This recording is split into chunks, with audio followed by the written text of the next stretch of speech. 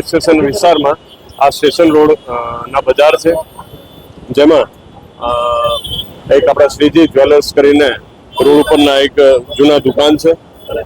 સચિન બજાર પણ ઘણા જૂના છે. ત્યાં એક થોડા દિવસ પહેલા બનાવ બનવા પામેલ હતા. 4 ઈસમો હથિયાર ધારણ કરીને આ શ્રીજી જ્વેલર્સ દુકાનમાં લૂંટ કરવાના ઈરાદે ત્યાં આવેલા હતા અને જે લૂંટ કરવા ઈરાદે આવેલા આરોપીઓ દુકાનમાં પ્રવેશી અંદરના જે સોનાના જે માલમત્તા હતા એના લૂંટ કરે છે. સાથે જે હાજર માલિક હતા અને બીજા જે નજરે જૂના સાહેબો હતા તે હાજર હતા અને એના જે કહેવાય ઘરમાં મૂકી ખોફો મૂકીને સોનાના માલ મિલકત ત્યાંથી લૂંટ કરે છે.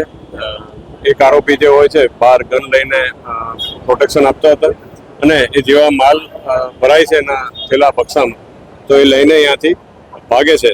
દરમિયાન બાજુની જે દુકાન હતા જે ફરિયાદીના ભાઈ થતા હતા આશીષભાઈ, તે પોતે આખા જે બનાવ હતા એ પોતાની દુકાનમાં સીસીટીવીમાં જોઈ શકતા હતા અને એને ખ્યાલ આવ્યા હતા કે ભાઈ આવા કોઈ કિસ્સામાં આપણા બીજી દુકાનમાં ઘૂસેલા છે, જેથી કરીને હિંમત દાખવી અને એના સામે પ્રોટેક્શનમાં બહાર જે લોબી હતા, ગેલેરી છે નાના એવા, ત્યાં આવીને ઊભા રહી જાય છે અને ખૂબ હિંમત દેખાડે છે. જે આ આરોપીઓ પોતે કામ થઈ ગયેલા હોય, ભાગવાની ફિરાકમાં હોય, જેથી એ ગલીમાં એના જે ગેલેરી છે ત્યાં આ બે સામે થઈ જતા સંઘર્ષ થાય છે, ઝપાઝપી થાય છે, જેમાં આ લોકો ફાયરિંગ કરે છે, જેમાં આશીષભાઈ ખૂબ ગંભીર થઈ ગયેલા હોય છે એના જે ફાયરિંગના લીધે અને જે પડી જાય છે અને આરોપીઓ ત્યાંથી ભાગે છે.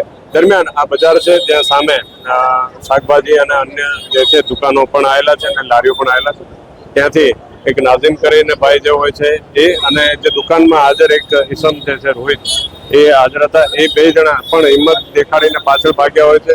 સાથોસાથ દુકાનના જે માલિક વિશાલભાઈ છે એ પણ હિંમત કરીને પાછળ ભાગેલા હોય છે. એ જોતા બીજા લોકોને હિંમત આવતા એ લોકો પણ આ આરોપીઓની પાછળ જે જગ્યાએથી જે ભાગ્યા હોય છે, પાછળનો જે રસ્તો આપણે જોઈ શકીએ છીએ ત્યાંથી અત્યારે લઈને નીકળતા હોય છે. ત્યારે જે બાઇક લઈને આવ્યા હતા એમાં 2 ઈસમો જેની જોડે માલ હતા એ લઈને એના ઉપર સવાર થઈને ભાગે છે ને આ લોકો અત્યારે જે પકડાયેલા ઈસમ છે દીપક પાસવાન, એ પાછળ દોડતા આવતા હતા અને એની જોડે જે બીજા આરોપીઓ હતા 2 જણા દોડતા હોય છે અને બીજા 2 બાઇક ઉપર એ ભાગવાનું.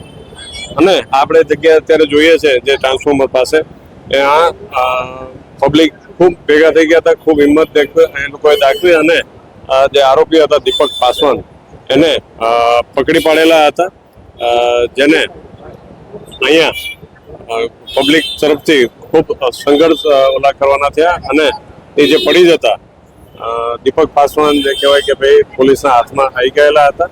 સાથોસાથ જે ઇન્જર્ડ થયેલા વ્યક્તિ હતા એ બધાને તાત્કાલિક હોસ્પિટલ લઈ જવામાં આવેલા હતા. આજ રોજ આ બનાવ અનુસંધાને સ્થળ ઉપર પકડાયેલા જે આરોપી છે દીપક પાસવાન, એને 7 દિવસના નામદાર કોર્ટ તરફથી રિમાન્ડ આપવામાં આવેલા છે પોલીસને, જેથી તપાસ તજવીજ મુદ્દાસરની હાલમાં ચાલી રહેલા છે. જે તપાસના કામે અત્યારે સ્થળ ઉપર સચિન પોલીસના ટીમ આવેલા છે અને તપાસ કરેલા છે. જે આરોપી હતા એને સાથે રાખીને જે રીતના બનાવ બનેલો હતો આખો, એના પિન પોઈન્ટ દરેક જગ્યા ઉપર જઈને શું હકીકત બનેલી છે એના એવિડન્સના ભાગરૂપે, ડિજિટલ એવિડન્સના ભાગરૂપે પણ એ સાક્ષ્ય કરવામાં આવેલા છે અને જે બનાવ હકીકતના વિગતવારના પંચનામા 2 પંચો, સ્થાનિક પંચોને સાથે રાખીને વિગતવારે પંચનામું કરીને પુરાવો મેળવવાની કાર્યવાહી હાલમાં ચાલુ છે.